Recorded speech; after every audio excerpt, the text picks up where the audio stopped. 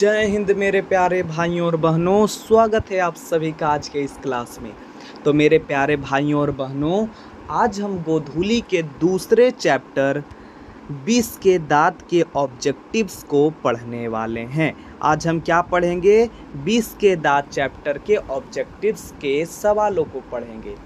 ठीक है, तो पहला सवाल है मेरे सामने दोस्तों कि सेन साहब के पास किस रंग की मोटर कार है? सेन साहब के पास किस रंग की मोटर कार है? तो ए है काला, बी है नीला, सी है उजला या डी है हरा। तो सेन साहब के पास काले रंग की मोटर कार थी। सेन साहब के पास काले रंग की मोटर कार थी। अगला सवाल है मेरे सामने मेरे प्यारे भाई और बहन कि 20 के दांत शीर्षक पाठ किस कहानी संग्रह से लिया गया है? 20 के दांत शीर्षक पाठ किस कहानी संग्रह से लिया गया है? ए है मित्र मिलन, बी है 20 का दांत, सी है कुहासा या फिर डी है मौत का नगर। तो 20 के दांत शीर्षक पाठ किस कहानी संग्रह से लिया गया है? बताइए जल्दी जल्दी। 20 के दांत तथा अन्य कहानियाँ। अगला सवाल है मेरे सामने कि वाकिफ शब्द का अर्थ क्या है? वाकिफ शब्द का अर्थ क्या है? ए है सभ्यता, बी है घटना, सी है परिचित या डी है क्रूर। तो वाकिफ शब्द का अर्थ है परिचित। वाकिफ शब्द का अर्थ क्या है? परिचित।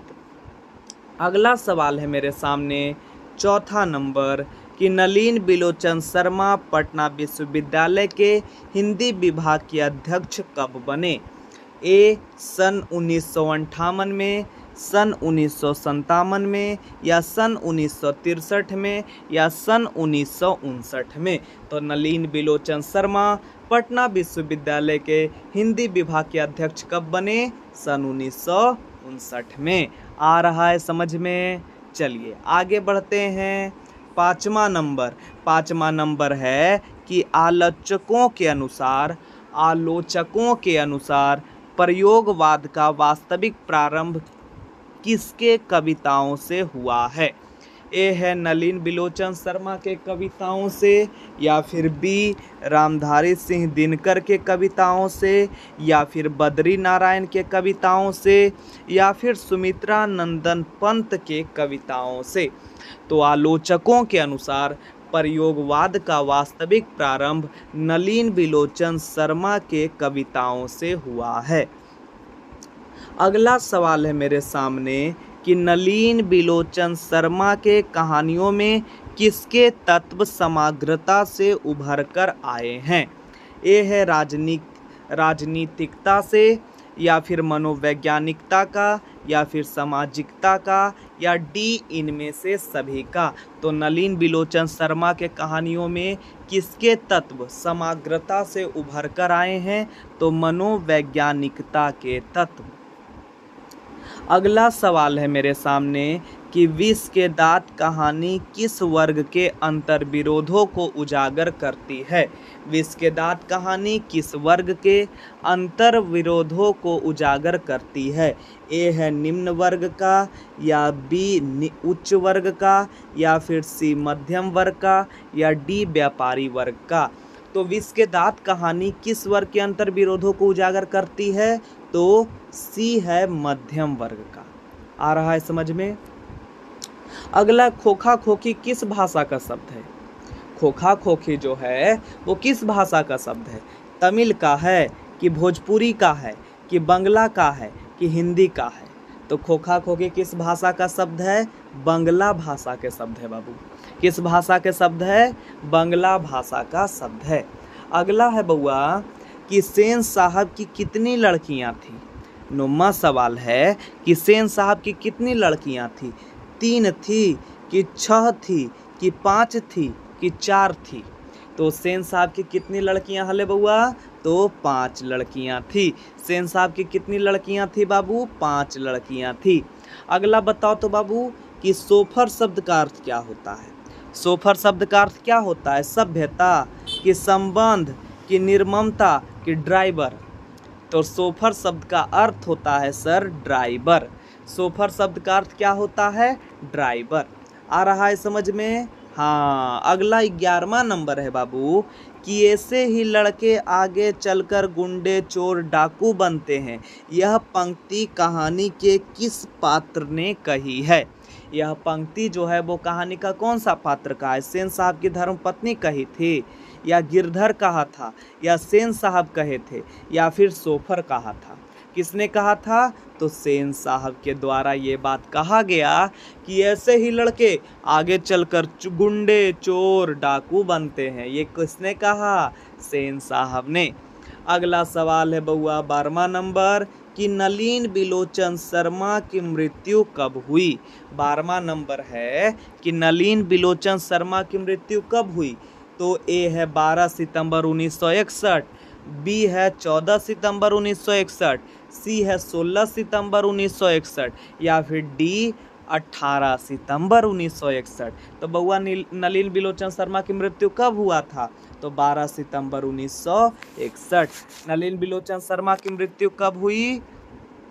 12 दिसंबर 1961।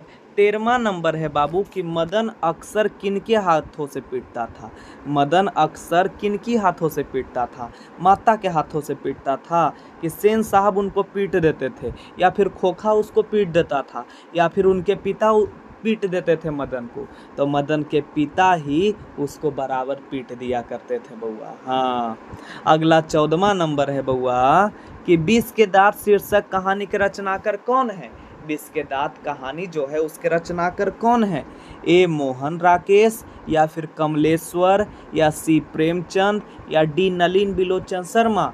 तो विष के दांत कहानी जो है ना उसके रचनाकार के हखिन? नलिन बिलोचन शर्मा। आ रहलो है बउआ समझ में? अगला 15 नंबर है सवाल कि गिरधर लाल कौन है? गिरधर लाल कौन है?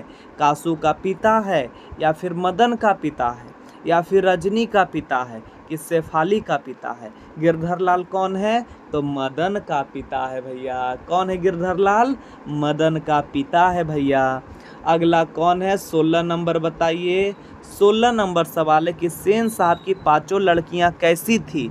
उदंड थी, या फिर नासमझ थी, या मूर्ख थी, या फिर सुशील थी? तो सेन साहब की पांचों लड़कियां भैया बहुत सुशील थी। सेन साहब की पांचों लड़कियां कैसी थी? बहुत सुशील थी।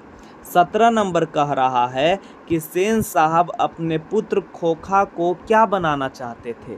ए है बिजनेसमैन, या इंजीनियर, या फिर वकील, या फिर प्रोफेसर, या फिर डॉक्टर? तो सेन साहब अपने पुत्र खोखा को क्या बनाना चाहते थे? बिजनेसमैन या इंजीनियर। आ रहा है समझ में? अगला 18वां नंबर है बउआ कि मदन की उम्र क्या थी? मदन की उम्र क्या थी? ए है 5 से 6 साल, कि बी 7 से 8 साल, या फिर सी 3 से 4 साल, या डी 9 से 10 साल? तो मदन की उम्र क्या थी? 5 से 6 साल बाबू। अगला सवाल है मेरे सामने 19वां नंबर कि कासू मदन के साथ किस खेल में शरीक होना चाहता था? जो कासू था वो मदन के साथ किस खेल में शरीक होना चाहता था? ए है फुटबॉल में, या फिर हॉकी में, या फिर बैडमिंटन के खेल में, या फिर लट्टू के खेल में? जल्दी बताइए। लट्टू के खेल में शरीक होना चाहता था कासू मदन के साथ। आ रहा है समझ में? 20वां नंबर सवाल है कि मदन ने कासू के कितने दांत तोड़ डाले? मदन ने कासू के कितने दांत तोड़ डाले? 3 दांत, कि 1 दांत, कि 2 दांत, कि 4 दांत? तो भैया मदन ने कासू के कितने दांत तोड़ डाले? तो 2 दांत तोड़ डाले थे। आ रहा है समझ में? अगला सवाल है कि गिरधर लाल किसकी फैक्ट्री में किरानी था? गिरधर लाल किसकी फैक्ट्री में किरानी था? मुखर्जी साहब की फैक्ट्री में, या फिर सिंह साहब की फैक्ट्री में, या फिर पत्रकार महोदय के फैक्ट्री में, या फिर सेन साहब की फैक्ट्री में? तो भैया गिरधर लाल सेन साहब की फैक्ट्री में किरानी था। अगला सवाल है मेरे सामने 22वां कि सेन साहब किसके व्यंग में ऐंठकर रह गए? ए है पत्रकार महोदय के व्यंग में, बी है मुखर्जी साहब के व्यंग में, सी है सिंह साहब के व्यंग में, या डी गिरधर लाल के व्यंग में?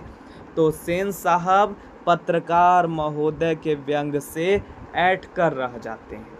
आ रहा है समझ में। 23 नंबर सवाल है कि मदन किसका पुत्र था। मदन जो है वो किसका पुत्र था। ए है सेन साहब का, या बी गिरधर का, या सी सोफर का, या डी सिंह साहब का। तो मदन किसका पुत्र था, गिरधर लाल का। मदन किसका पुत्र था, गिरधर लाल का। 24 नंबर है कि विष के दांत पाठ की विद्या क्या है। विष के दांत पाठ की विद्या क्या है। ए है निबंध, बी है व्यक्ति चित्र, सी है कविता, या डी है कहानी। तो बताइए तो विष के दांत की विद्या क्या है, तो कहानी है। अगला सवाल 25 नंबर कि सेन साहब की कार की कीमत क्या है। सेन साहब के कार की कीमत क्या है। ए है 7,500, या बी 8,500, या सी 9,500, या डी 7,500,000। तो सेन साहब के कार की कीमत कितनी थी, 7,500। आ रहा है समझ में। अगला 26 नंबर सवाल है बाबू कि नलिन बिलोचन शर्मा का जन्म कब होता है। 14 जनवरी 1915 को, या फिर 18 फरवरी 1916 को, या फिर 22 मार्च 1917 को, या डी 24 अप्रैल 1918 को। आ रहा है समझ में। तो नलिन बिलोचन शर्मा का जन्म होता है 18 फरवरी 1916 को। आ रहा है समझ में बाबू लोग। अगला बाबू 27 नंबर कि नलिन बिलोचन शर्मा का जन्म कहाँ हुआ। ए गांधी घाट पटना, या कृष्णा घाट पटना, या वदर घाट पटना, या रानी घाट पटना। तो नलिन बिलोचन शर्मा का जन्म होता है बदर घाट पटना में। अगला सवाल है 28 नंबर कि नलिन बिलोचन शर्मा के पिता का नाम क्या था। नलिन बिलोचन शर्मा के पिता का नाम क्या था। ए है पंडित राम अवतार शर्मा, या बी पंडित कृष्णा अवतार शर्मा, या सी पंडित मृत्युंजय शर्मा, या डी पंडित दशावतार शर्मा।